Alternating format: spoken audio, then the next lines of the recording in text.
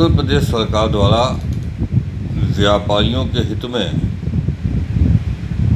कुछ काम तो हुए हैं, लेकिन बहुत से काम होने बाकी हैं। व्यापारी कल्याण बोर्ड बना, ये हम लोग की काफ़ी पुरानी मांग थी, लेकिन व्यापारी कल्याण बोर्ड की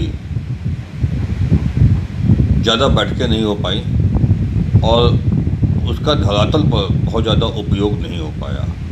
सरकार का प्रयास था कि व्यापारी कल्याण बोर्ड के माध्यम से व्यापारियों की समस्याओं का निदान हो, लेकिन मुझको लगता है कि बोर्ड के जो पदाधिकारी थे उन्होंने ज़्यादा उत्साह इसमें नहीं दिखाया। साथ ही साथ कोविड काल में व्यापारियों के सामने अनेक चुनौतियाँ रहीं। प्रदेश सरकार ने हम लोगों की मांगों को उतना गंभीरता से नहीं लिया। हम लोग मांग कर रहे थे कि जो व्यापारी कोविड काल में कोविड के प्रभाव से मृत्यु को प्राप्त हुए हैं, उनके परिजनों को 10 लाख रुपए का सहायता राशि दी जाए। साथ ही साथ हम लोग बिजली के बिलों के सभी प्रकार के चार्जेस, विद्युत मूल्य के अतिरिक्त जो भी हैं, उसको माफ़ करने की बात हम लोग कर रहे थे। लेकिन इन क्षेत्रों में बहुत ज़्यादा काम सरकार द्वारा नहीं किया गया, इसकी हमें निराशा है। लेकिन 4.5 साल का समय एक लंबा समय है, तो बहुत से ऐसे काम सरकार ने किए हैं। व्यापारियों की सुरक्षा का जो विषय है वो प्रमुख विषय है। सरकार इस विषय पर कामयाब रही। छुटपुट घटनाएं तो हुई, लेकिन बड़ी घटनाएं व्यापारियों के साथ पूरे प्रदेश में ज़्यादा देखने में नहीं आई, और यदि कोई घटना हुई तो उसका पर्दाफाश भी हुआ, अपराधी उसके लिए जेल भी गए। ये संतोषजनक बात है। कुल मिला के हम लोग ये कह सकते हैं कि व्यापारियों के दृष्टिकोण से उत्तर प्रदेश सरकार के 4.5 साल मिले जुले रहे। कुछ काम हुए, कुछ काम जो होने चाहिए थे वो नहीं हुए। अभी इन्वेस्टर समिट आई, उस पर व्यापारियों के हित में क्या निर्णय लिया गया और क्या बनने जा रहा है? इन्वेस्टर समिट का हम लोगों को बहुत ज़्यादा लाभ नहीं दिखा।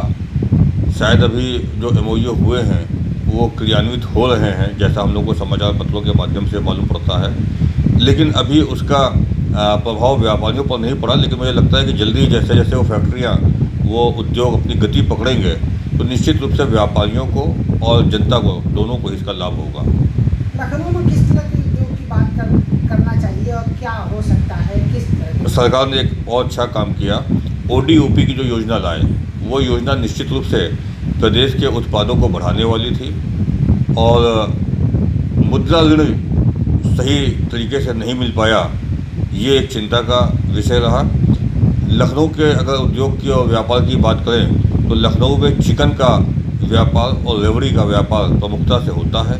चिकन के क्षेत्र में सरकार ने ODOP स्कीम के तहत बहुत प्रोत्साहन दिए और हमारे काफ़ी व्यापारी इसका लाभ ले रहे हैं। सब्सिडी की स्कीमें भी हैं। सरकार इस विषय पर बहुत अच्छा काम किया। आदर्श व्यापार मॉडल इस विषय पर सरकार का धन्यवाद ज्ञापित करता है कि उन्होंने यूपी के अलग अलग क्षेत्रों से, चाहे वो अमरोहा की ढोलक हो, चाहे फिरोजाबाद की चूड़ियाँ हों या भदोही का कारपेट हो, इन सभी क्षेत्रों में सरकार ने उनके विकास के लिए काम किया और इससे छोटे उद्योगों को फ़ायदा मिला है। केंद्र सरकार ने एक बढ़िया काम ये किया कि MSME में व्यापारियों को शामिल किया। ये हम लोग की काफ़ी पुरानी मांग थी, लेकिन वर्तमान में व्यापारी विदेशी E-कॉमर्स कंपनियों के दुष्प्रभाव से बहुत परेशान हैं। सरकार को इस विषय पर चिंता करनी चाहिए कि विदेशी E-कॉमर्स कंपनियों पर लगाम लगाएं, ताकि परंपरागत व्यापारियों का व्यापार प्रभावित ना हो और वो रेस से बाहर ना हो जाए। ये स्वतः रोजगार के क्षेत्र में काम हुआ, लेकिन कहीं न कहीं कोरोना काल में लोगों को जो है मार्केट में जाके सामान खरीदने के लिए काफ़ी जो मुश्किल करना पड़ा, तो उसके लिए पोर्टल का भी प्रयोग किया गया। तो क्या E-कॉमर्स की तरफ या वेबसाइट की तरफ या E-मार्केट की तरफ ध्यान दिया जा रहा है? E-कॉमर्स पर काफ़ी रुझान लोगों का है, और E-कॉमर्स अब व्यापार की एक नई विधा है। उत्तर प्रदेश आदर्श व्यापार मॉडल सभी व्यापारियों से यह अपील भी आपके चैनल के माध्यम से करता है कि सभी व्यापारी अपने व्यापार को अब ऑनलाइन लाने का काम करें। ठीक है, हम अभी बड़ी विदेशी कंपनियों से प्रतिस्पर्धा नहीं कर सकते, लेकिन हमारे जो अपने ट्रेडिशनल कस्टमर हैं, उन कस्टमर को हम E-कॉमर्स में आकर के बांधे रख सकते हैं, क्योंकि अब जो नया ग्राहक है, जो यूथ है, वो कहीं ना कहीं ऑनलाइन ट्रेडिंग पे ही ज़्यादा विश्वास रखता है, ऑनलाइन परचेजिंग पे ज़्यादा विश्वास रखता है, तो हमको उसकी मानसिकता के हिसाब से अपने व्यापार को ऑनलाइन ही अब लाना होगा। लेकिन सरकार को इस बात की चिंता करनी चाहिए कि बड़ी विदेशी ई कॉमर्स कंपनियों से भारत का छोटा व्यापारी प्रतिस्पर्धा नहीं कर सकता है, अतः बड़ी विदेशी ई कॉमर्स कंपनियों पर अंकुश लगाया जाए और उनको जो FDI के अंदर अनुमति मिली थी, वो अनुमति उनको दी गई थी कि वो केवल एक मार्केट प्लेस डेवलप करेंगे, लेकिन यहाँ पर ई कॉमर्स कंपनियाँ जो हैं वो इन्वेंट्री बेस्ड काम कर रही हैं, जिसकी वजह से हमारा व्यापार प्रभावित हो रहा है। सरकार को इस बात की चिंता करनी चाहिए, क्योंकि अगर घरेलू व्यापारी जो है वो परेशान हो जाएगा तो रोजगार का बड़ा संकट खड़ा हो जाएगा, क्योंकि एक भी व्यापारी चाहे छोटा हो या बड़ा, कम से कम 1 या 2 व्यक्तियों को किसी न किसी रूप में रोजगार उपलब्ध कराता है। तो ऐसे में बेरोजगारी की समस्या न बढ़ जाए, इसके लिए सरकार को ई कॉमर्स कंपनियों पर अंकुश लगाना होगा।